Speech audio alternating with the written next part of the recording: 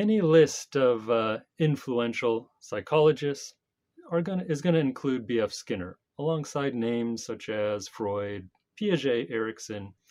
Skinner's sometimes listed as the most influential psychologist of the 20th century, yet he's also one of the most misunderstood figures I've ever come across. I myself avoided Skinner for a long time. I thought I knew what he was about, and what I thought I knew seemed kind of silly or just wrong. Eventually, my interest in behaviorism and American intellectuals compelled me to actually read him carefully. He's not always easy to read, but I was surprised by how rich and filled with good sense his writings are, and how beautifully his ideas hang together. This doesn't mean I agree with him on everything, of course, but if you want to understand human behavior, you really should at least read one of Skinner's major theoretical books carefully, and don't rely on pop culture to form an opinion about him. Part of the problem in understanding Skinner seems to be that he's often interpreted in the light or shadow, if you want, of John B. Watson. People tend to conflate Skinner and Watson. Watson, as I mentioned in an earlier lecture, founded one type of behaviorism when he suggested that psychologists, as scientists, should focus on behavior rather than consciousness. For Watson, consciousness was not something that could be observed and manipulated, so it was not a suitable subject matter for science. We can't put consciousness in a room by itself and see what it does when we show it various objects. And I can't check my observations of what consciousness does against your observations, at least not in the same way that you can regarding physical objects. I can't take pictures of consciousness in various different conditions or put it under a microscope and so on. What we can do is put a presumably conscious person under observation and see what the person does. And what the person does is behavior. For Watson, then, behaviors ought to be the data for scientific psychology, not events in consciousness. Watson was at least a methodological behaviorist, in the sense that he wanted to avoid talking about mind or consciousness in his science. You can believe in mind and still be a methodological behaviorist. But Watson also had a metaphysical position. He was an anti-dualist, much like the Singerian behaviorists that I talked about in another lecture.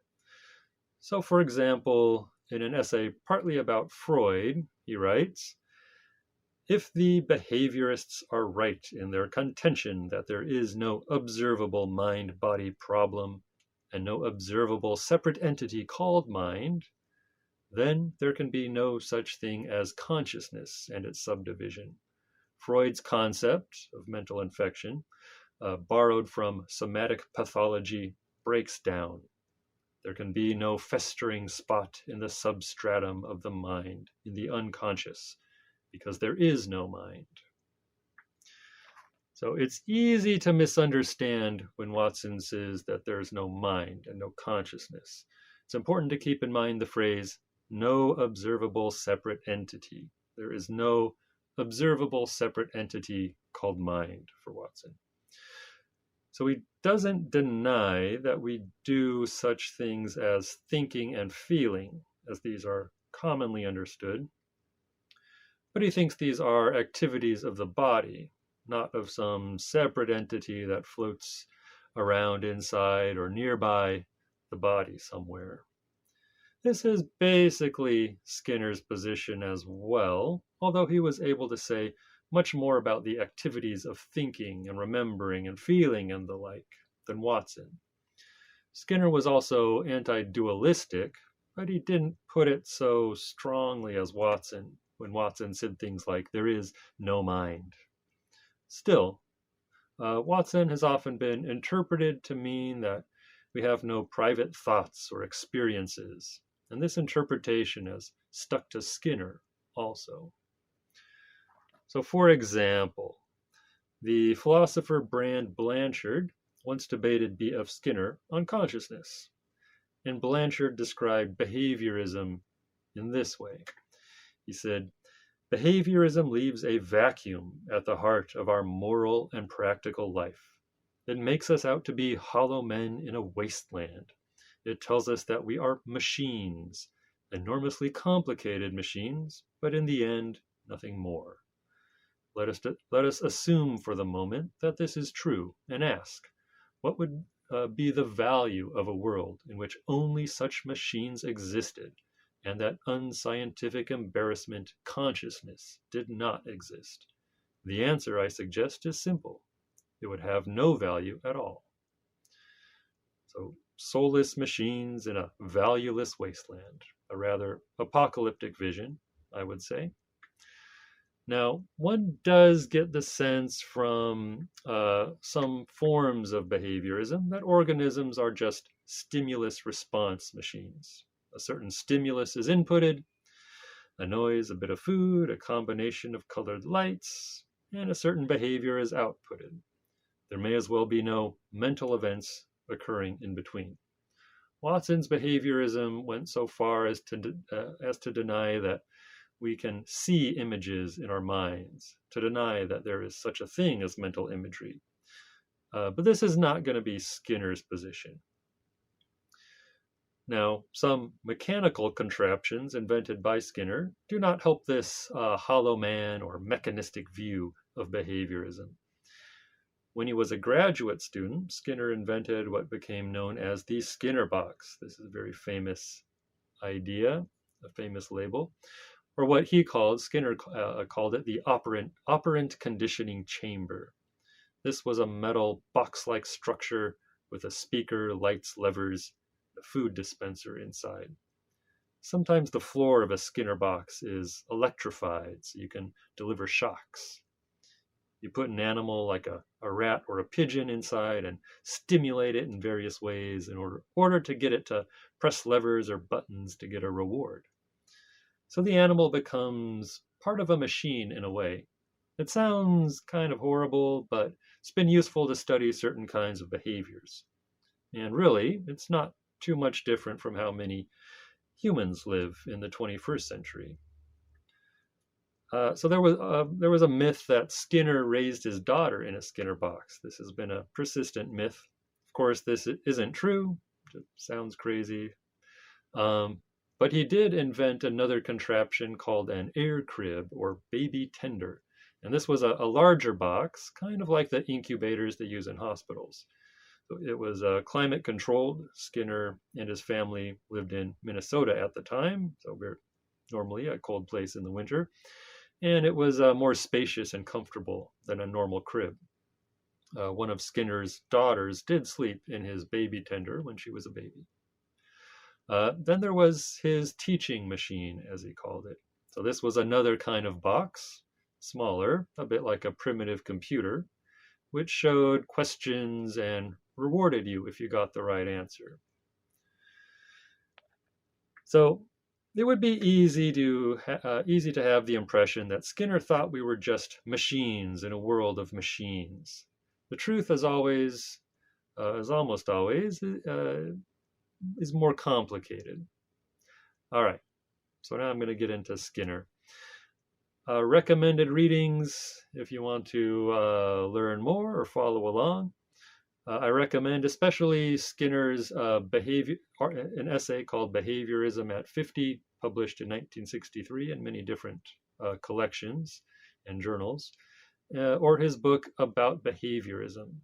This is a basic statement on behaviorism, published in 1974. So at this point, let me give a little bit of background on Skinner, in case you're unfamiliar with him. Skinner was born in 1904, died 1990 in Pennsylvania, born in Pennsylvania. So when he was young, he wanted to be a creative writer, but abandoned this after reading John Watson, who I mentioned earlier. Inspired by Watson, he did graduate research at Harvard and would teach at Harvard for most of his life. Skinner was always interested in changing society, and so he was always willing to engage with the public. He really became famous, however, only in the 1960s and 1970s, so well into or even past his middle age. At least two of his books have had some impact on popular culture. He had written a utopian novel called Walden 2, which was published in 1948. It wasn't very successful at the time, like in the late 40s, but in the 1960s, people became interested in social experimentation, and the book became more popular. There were actually some real communities founded on the basis of Walden 2. It's a really interesting topic. Around this time also, so late 60s, Skinner prepared a nonfiction book for popular audiences called Beyond Freedom and Dignity.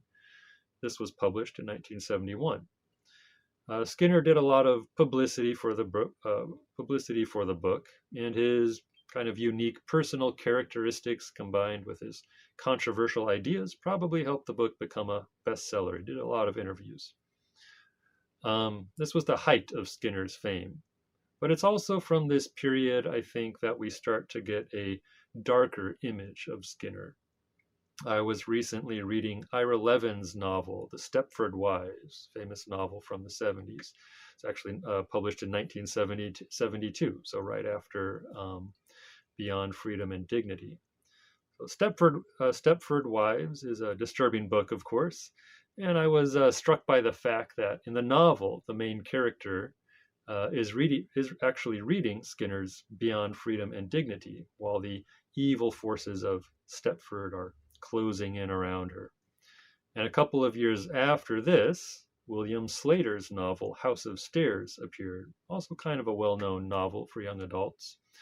In that book, a group of teenagers are trapped in what is essentially a giant Skinner box and are experimented on by what seems to be an evil version of B.F. Skinner.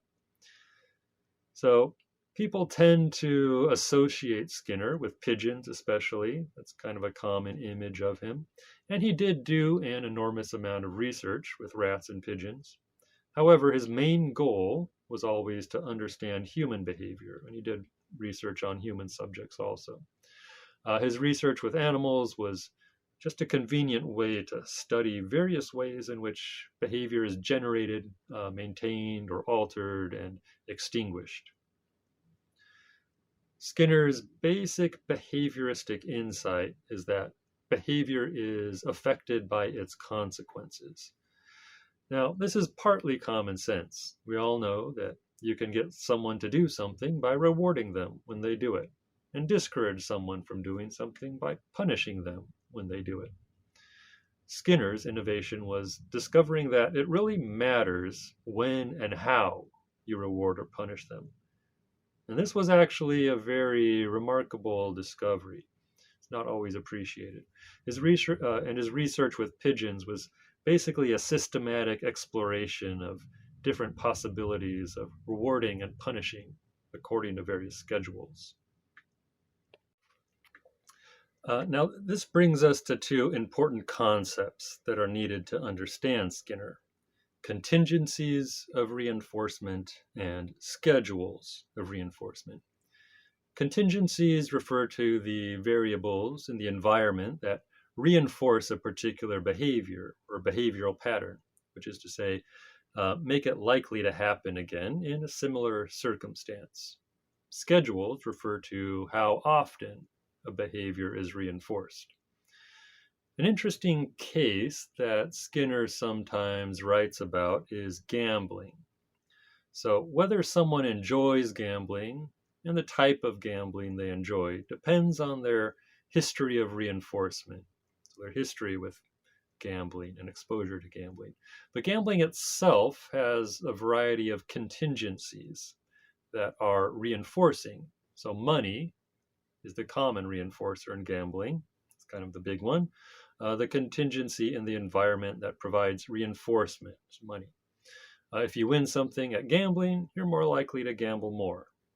There are other reinforcers involved as well, such as the prestige or satisfaction that comes from beating the other person, maybe. Although Skinner doesn't write about this much, and not as much was known about it when he was doing research, there's also a neurochemical effect when you win at gambling. So chemicals such as dopamine are released in the brain that reinforce this kind of behavior. But even coming close to winning can be reinforcing. Just coming close to winning can cause dopamine release. So things like money and social or self-respect and dopamine hits are positive reinforcers. They are environmental consequences of behavior that make the behavior likely to occur again in the future. But the schedule of reinforcement is also important. Skinner says that gambling uses a variable ratio schedule, although some versions of gambling actually use random ratio schedules. What this means is that you're not positively reinforced every round of gambling or every other round or every 10 rounds. This would be a fixed ratio. In gambling, you might win after the second round, then again after the 10th round, then again after the 30th round, and so on. So a hustler might let you win a lot at the beginning so that the ratio of reinforcement to rounds played is high. Then he might stretch the ratio so that you win less and less often, but still want to keep playing. No doubt we can now give a neurological explanation of this too. But Skinner mainly wanted to point out the empirical fact that behavior can be made more or less probable when consequences occur in a certain way. So Skinner shows that it's not just the rewards that maintain a behavior, but the schedule by which you are rewarded. Variable ratio schedules, he tells us, are behind some of the most powerful behaviors, not only addiction, but also artistic creation and scientific research, where you labor for long hours for inconsistent rewards. It's worth pointing out that so far, mind has not entered into the explanation of behavior. No doubt we have various mental states when we gamble, for example. We might observe ourselves experiencing different emotions, such as excitement or disappointment. In games that involve skill, we have to think about what we're doing. But mental states for Skinner don't explain why the behavior itself is likely to occur or not occur. This can only be explained by looking at the person's history of reinforcement, the history of their behavioral interaction with their environment. Let's stick with this point a little longer. It needs to be remembered that Skinner's main goal is to understand behavior.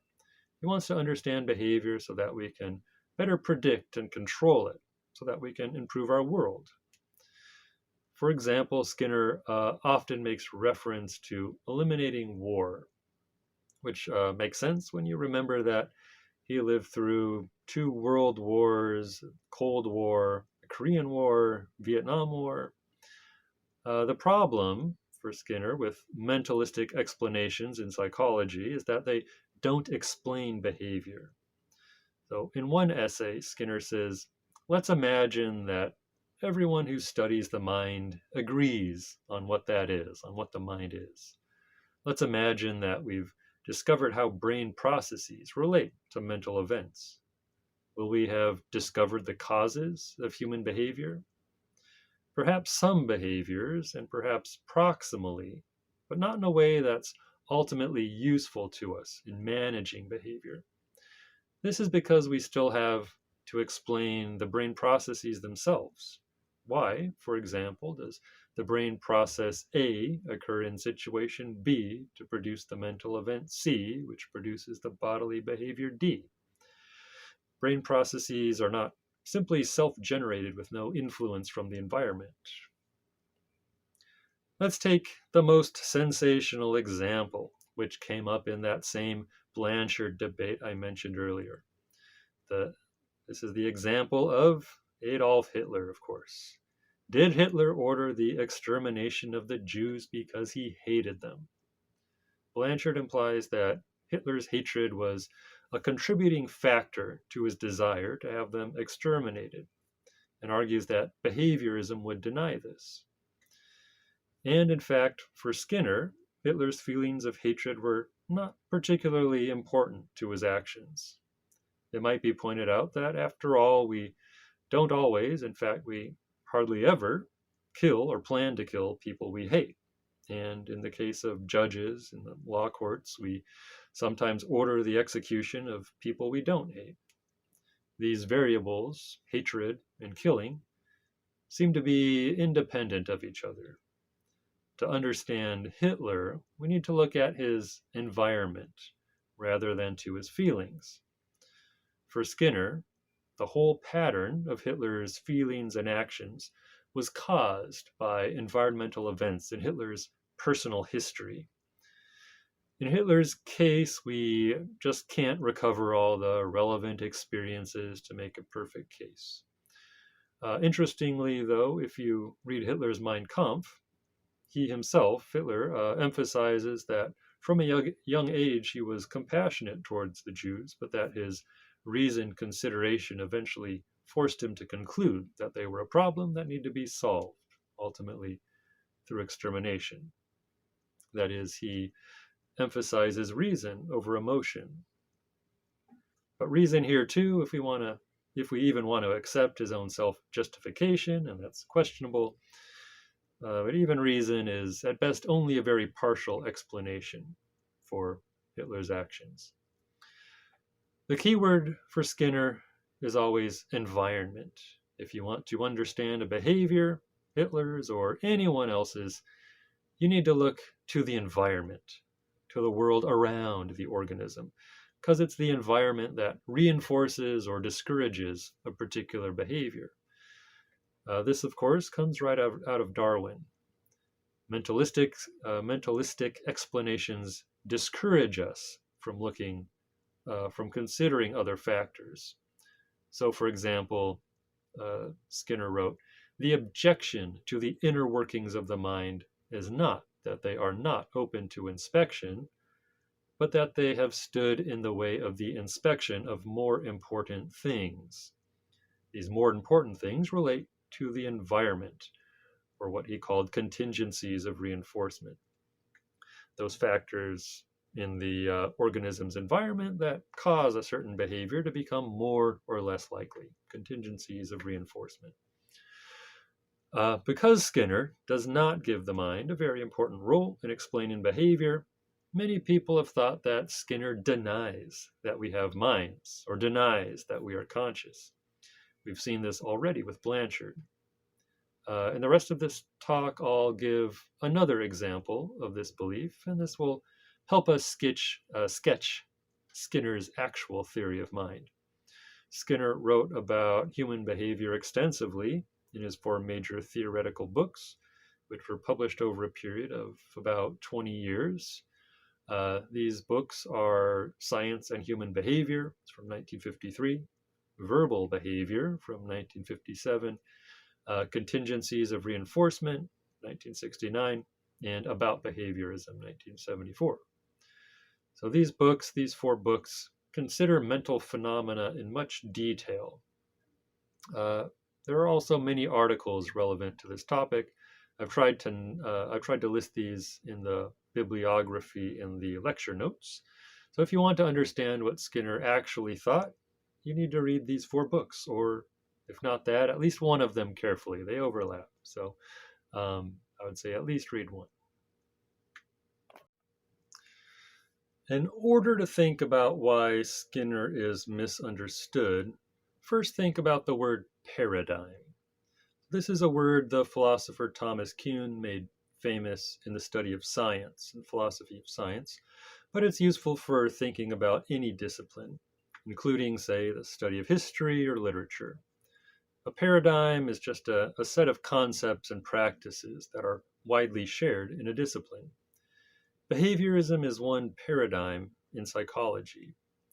Though later in his life, Skinner thought that the study of behavior should actually be a separate discipline from psychology. Psychology textbooks usually say that behaviorism was the dominant paradigm in psychology for much of the 20th century. I'm not sure if this is really true or just one of those things that's been said so often it just sounds true. The 20th century, after all, was also a high point for psychoanalysis and developmental psychology. But perhaps in some institutions, behaviorism was dominant. And when a paradigm becomes dominant in any discipline, whether biology or literary theory or psychology, it leads to the suppression of competing views. If you have an alternative view, you're less likely to get funding or attention for your work. There's nothing especially or necessarily nefarious about this. It's just how learning and research institutions work. But it does create bad feelings among those who have alternative views and a desire to attack the dominant paradigm when you can get away with it. An alternative paradigm also needs to distinguish itself. You always want to show how you're different from and better than others. And very often this leads to distorting the views of rivals. One version of this distorting is called straw manning, where you make a weak caricature of a competing paradigm. Although behaviorism was fairly influential in the first half of the 20th century, a new paradigm, cognitive psychology, began to gain steam after World War II and became pretty widespread by about 1970. Cognitive psychology has itself been arguably the dominant paradigm since about the 1980s, 1970s, 1980s. For the reasons I mentioned earlier, competition for funding and attention, need to differentiate. For these reasons and others, cognitive psychologists often attacked behaviorism and made a straw man of it. I suppose this was fair in a way. Watson had attacked the psychology of Wilhelm Wundt and William James in a similar way 50 years earlier, kind of straw man them a bit. This is not to say that there was not good material to strawman or that behaviorists were faultless. Behaviorism, as it was practiced in the daily life of an average academic institution, took on a life of its own and did seem to deny consciousness, not just as a metaphysical substance or as a topic that could be researched scientifically, but deny it as a concept that pointed to any kind of reality at all. Or, well, at least I've read several accounts by people who studied during the mid 20th century, which all report this, that psychology teachers did deny the reality of internal experiences of the kind we might call mental. But these accounts are all very vague, and so far I haven't found any actual concrete examples of the total and unambiguous denial of consciousness or phenomena that we might consider to be part of consciousness. I'd love to find some example like a textbook or a recording of a lecture, but I've come rather to suspect that maybe it was just all a big misunderstanding. In any case, a very interesting example of the reaction against behaviorism is Bernard Baars, usually called Bernie Baars, Baars. Baars is a cognitive scientist or cognitive psychologist who's focused on consciousness. Baars developed a well-known theory of consciousness called global workspace theory or global workspace dynamics. And he wrote about behaviorism in one of his early books called The Cognitive Revolution in Psychology back in 1986. And this book contains an interview with Skinner, among many other people. More recently, he's written a study of Skinner, or he wrote a study of Skinner called The Double Life of B.F. Skinner. It's worth looking at this article in particular because it contains numerous common misunderstandings of Skinner. And we can use these misunderstandings to understand better what Skinner actually thought. So, the article, The Double Life of B.F. Skinner, was published in the Journal of Consciousness Studies back in 2003. The article was followed by a series of responses by various scholars and by Barr's replies to the responses. Most of the commentators were basically sympathetic to Barr's. Few of the responders actually seemed to know much about Skinner. The exceptions were the psychologist Robert Epstein, who collaborated with Skinner and knew him well, and Skinner's daughter, Julie Vargas, who is or was, I think she's probably retired by now, but was also an academic involved in behavior research. So Epstein and Vargas tried to correct some of Barr's errors, though this seemed to have little effect on Barr's, to judge from his reply to his commentators. The purpose of Barr's article was to show how certain experiences in Skinner's early life led him to turn against consciousness. It's kind of a silly thesis, which I won't really get into. The main interest of the article, for us anyway, is that it clearly presents some misconceptions about Skinner. There are many errors in the article, but I'll focus just on the ones relevant to the topic of this lecture. So, what does Barr's think Skinner thinks about mind and or consciousness? Consider these statements, which I've simply listed in the order in which they appear. So Barr's writes, 20th century behaviorism launched a vigorous purge of consciousness from science, proclaiming an effective taboo that still sends ripples through the academic world today. And then he writes, Skinner lectured on the scientific irrelevance of private experience. Continuing, behaviorists, he says, were also unable to deal with unconscious events because you can't have an unconscious without consciousness. Okay? According to behavioristic science, the artistic world of feeling and intuition cannot be true.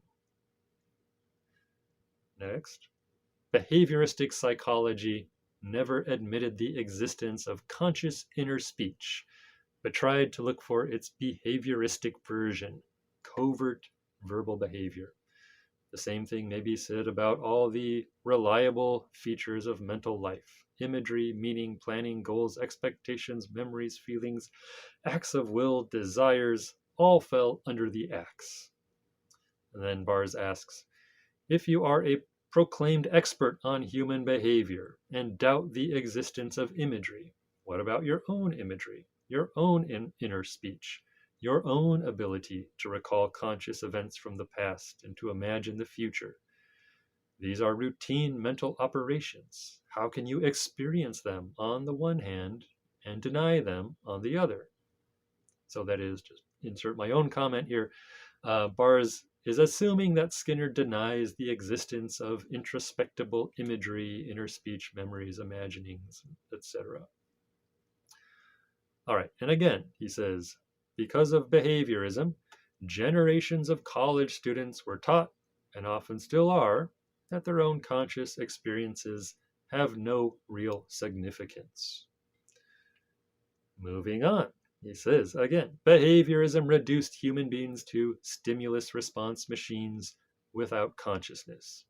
Where again, Skinner rejected consciousness as a scientific topic. Another one, under the paradigm of behaviorism, he says, human beings were reduced to stimulus-response machines.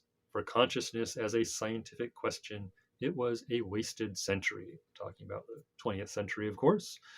And again, Skinner held an indefensible notion that consciousness was irrelevant to behavior. Another one. We cannot escape the incontrovertible fact that Skinner's was the most powerful single voice for purging consciousness in the 20th century. And again, the language of radical behaviorism requires a total denial of the inner perspective of conscious creatures, including the fact that babies and animals have conscious goals like eating, drinking, and pooping when nature calls. All right, a few more. Skinner, he says, told us for decades that our conscious experience is irrelevant. So it's similar to what we've already heard. Another one, by denying consciousness and feelings, behaviorism ended up trivializing both humans and animals. And again, behaviorism, he says, promoted an utter rejection of consciousness. Or, under behaviorism, all mental concepts were declared officially taboo. All right, that's the last one, I swear. Moving on. So, a pretty damning case against Skinner, you might think. Again, these are largely direct quotations of what Bars says about Skinner and about behaviorism generally. Skinner's version was called radical behaviorism, so he occasionally uses that term also. At least as far as Skinner is concerned, however, Bars's statements are all false, and it's a bit hard to understand how Bars could make them. Remarkably, he gives no evidence from Skinner's writings to support them, so he doesn't quote Skinner on these topics. The only explanation I can come up with is that Bars was under the influence of a certain cultural bias that has developed around Skinner, or that perhaps he felt that his own discipline of cognitive science was still under behavioristic threat, something like that. In any case, with these assertions in mind, let's look at some of what Skinner actually said on this topic. All right, so Skinner on mind. It would be impossible in a somewhat short talk to cover all the topics Bars brings up. Let's focus on just a few that seem important. So I'm going to cover consciousness itself, consciousness per se. I'll mention briefly at least the unconscious. We'll look at the unconscious a little bit. And then inner speech, visualization, etc. This is almost the more interesting part, for me at least, about what Skinner said about inner speech, things that go on in your mind, so to speak. Imagery, speech. Now, before we begin, I should say that I think one reason Bars and cognitive scientists generally don't like Skinner is that they're simply trying to do different things. Cognitive scientists like Bars are trying to understand how the brain is related to conscious experience. They study the brain and try to figure out how parts of it are related to functions such as remembering, perceiving, learning, things like that. Skinner, as the name behaviorism suggests, studied behavior. The brain is a factor in behavior, of course, and perhaps if Skinner had lived long enough and had enough time, he would have gotten into doing things with brain scans. But although a brain is necessary for animal behavior, it's not sufficient. Behavior involves more than just a brain. It involves a whole organism with an environment and a history. So, first, consciousness. The basic claim is that Skinner said consciousness is not a good topic for scientific research, or that conscious experiences are irrelevant, or insignificant, or just plain don't exist. It's worth pointing out, again, that Bars gives no evidence for these claims. He rarely quotes or paraphrases Skinner at all. So I don't have any concrete idea about the source of where this misunderstanding comes from.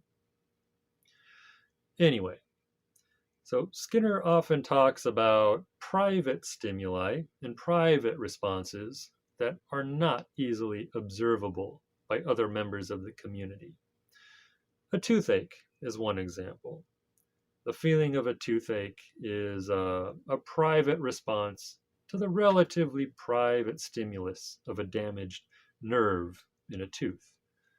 Of course, with modern science, we can investigate the cause of the feeling of the toothache, which is to say it can become publicly available information. Investigating the feeling of the toothache is trickier. I'll come back to this problem in a moment. Skinner does not call this feeling itself, the feeling that that there's some pain in your tooth, as conscious. He doesn't call that conscious. For Skinner, consciousness is more like observing that we have a feeling or responding to a response. Feeling is one thing. Recognizing that you're having a feeling is another. This is basically the same as the Singerian definition of consciousness that I talked about in another lecture, a mental state about a mental state, mental state about another mental state. Bars would probably call both the feeling and the private observation of the feeling parts of consciousness. This seems to me really a minor semantic issue. Now, the feeling of the toothache can be studied to some extent because we can get introspective reports about it. I can ask you how you're feeling and what it feels like. Such introspective reports are obviously clues to the condition of the body and also clues about the past, about past, present, and future behavior. Introspective reports are problematic, however, because the verbal community, the community of language users, has a hard time developing and maintaining a vocabulary that applies to things that cannot be communally observed. So Skinner wasn't saying you can't introspect. He was only saying that you need to be careful about using introspective reports as evidence. Skinner is furthermore interested in how consciousness, as he defines it, comes about. This, of course, is tied up with its function. Skinner's view, which he expressed as early as 1945, was that being conscious as a form of reacting to one's own behavior is a social product. He argued that it's only because the behavior of the individual is important to society that society, in turn, makes it important to the individual. That is, your society teaches you to care about your own behavior or to be conscious of it. Certain kinds of societies teach their members to observe carefully their own behavior, including their own private responses, because it's socially useful. It's useful for a variety of reasons. So knowing your thoughts and feelings is important for being able to control your behavior. And Skinner has a whole chapter on self-control in his book, Science and Human Behavior. It also, of course, increases the information available to the group when you're able to report on things you've seen or heard or felt.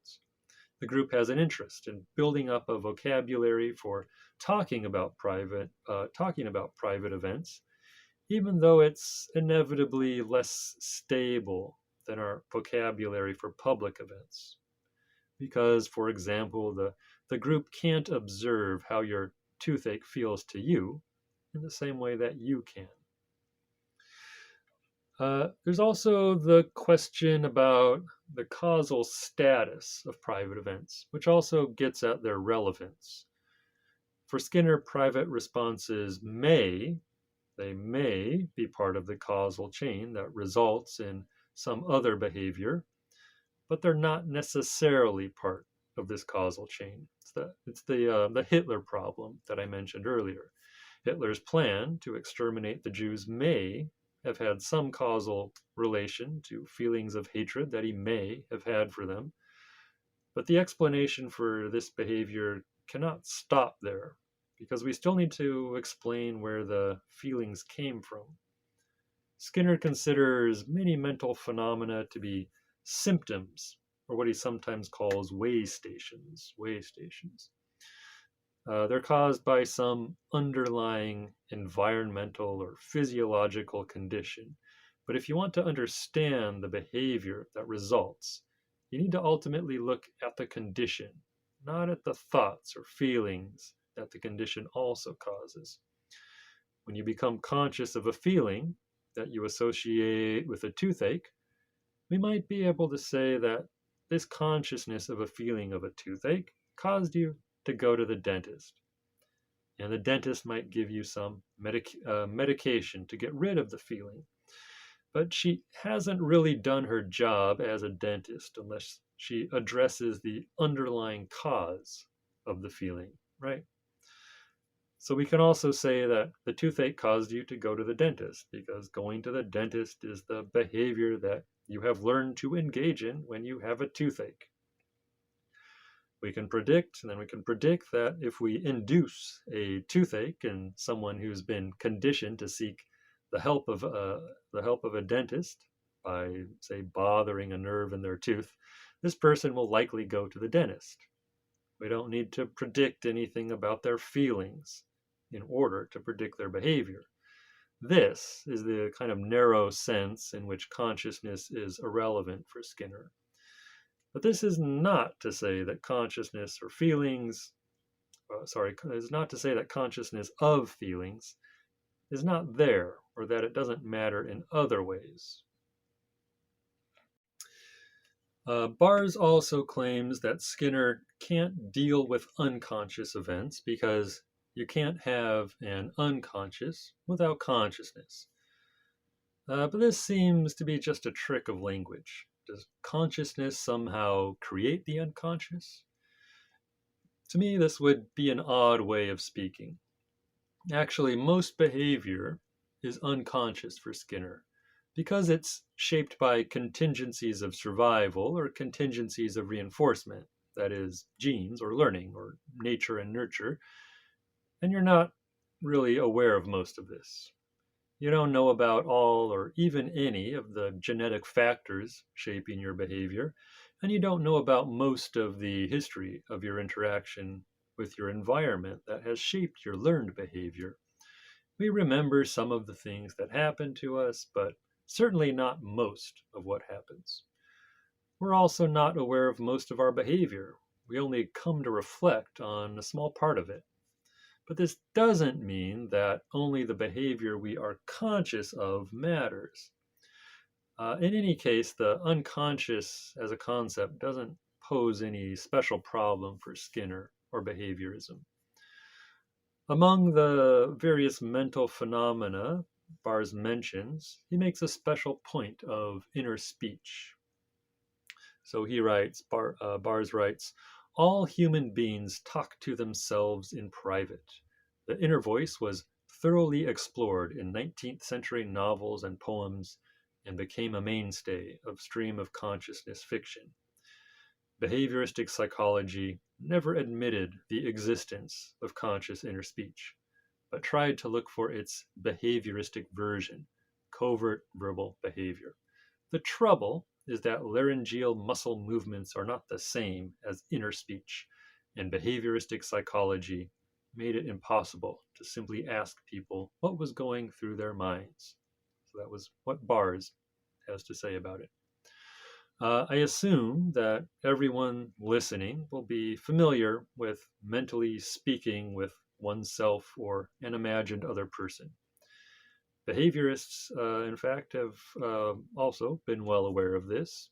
The Singerian behaviorist Grace de Laguna, who I mentioned in my lecture on the Singerians, deals with this, with inner speech, in a section of her 1927 book, Speech. Watson did toy around with a muscular theory of inner speech, which Bars refers to, in which subtle laryngeal movements accompany inner speech. Skinner explicitly rejects this theory, however, but Bars often seems to confuse Watson and Skinner. So what did Skinner actually say about this? Skinner discusses inner speech in a number of places, usually under the heading of thinking. For example, he devotes a long chapter in his book Verbal Behavior to thinking. which is mostly about what Bars calls inner speech. It's true that Skinner did not investigate the neural mechanisms that allow for inner speech. He just saw this as a different field of research from his own. But he was interested in the function of inner speech. Inner speech, for Skinner, is still a type of behavior. It's still the organism doing something. He would usually call this covert verbal behavior because it's not easily observed by the community. Now, covert behavior is what he calls a self-stimulating behavior. It's meant to have an effect on the speaker or thinker herself rather than on another person. Self-stimulating verbal behavior can also be overt. We sometimes talk out loud to ourselves under certain circumstances. But there are advantages to making this kind of behavior covert if there are other people around. So one reason is that verbal behavior, like any other behavior, is punishable by the community. So it's better to think some things rather than say them out loud. Another advantage of covert speech, Skinner tells us, is that it uses less energy than overt speech. I would guess that if you said out loud all the words you normally think when working through a complex problem, you'd probably get fatigued more quickly. Now, of course, when you engage in inner speech, you, in some sense, hear that speech. How does Skinner account for this? This, in fact, is related to a broader issue of mental imagery, or covert imagistic behavior. Most people, at least, are able to see and hear things in their minds, is the normal way of putting it. So things that they experienced in the past, or things they would like to happen in the future, or possibilities for behaving in the present, and so on.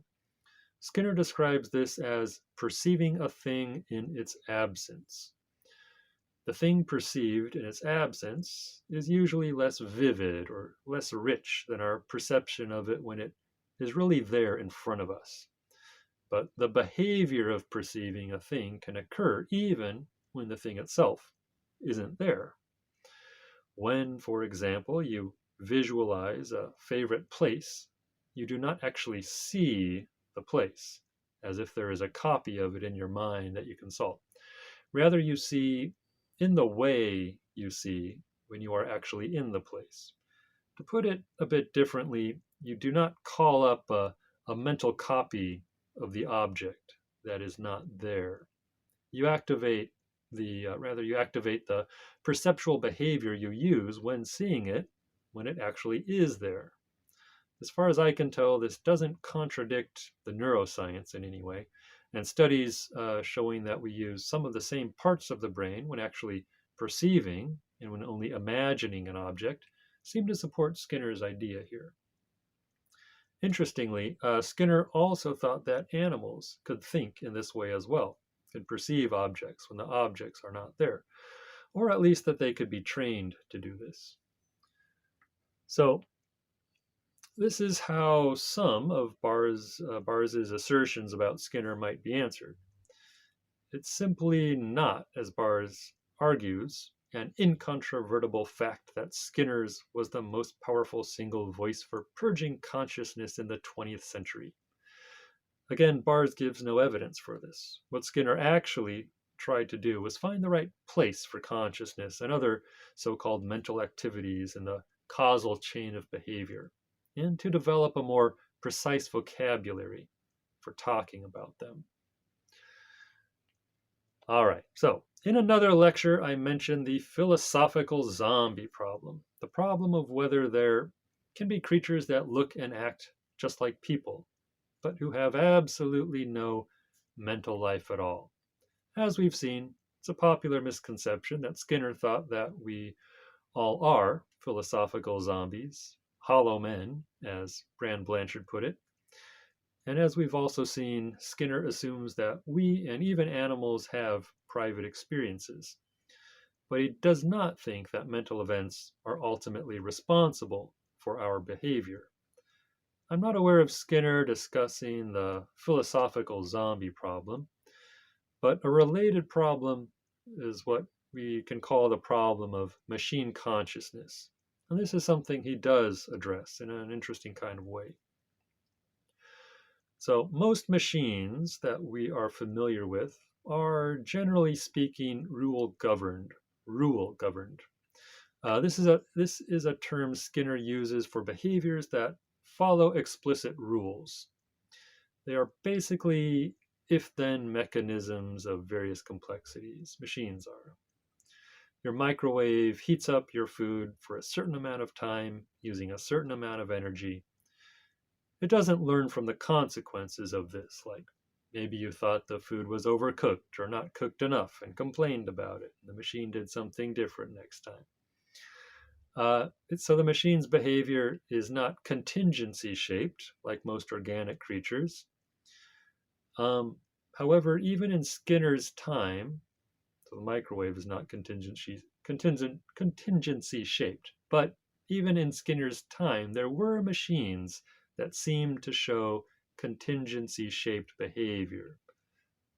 And this is more obvious today with the development of deep learning algorithms.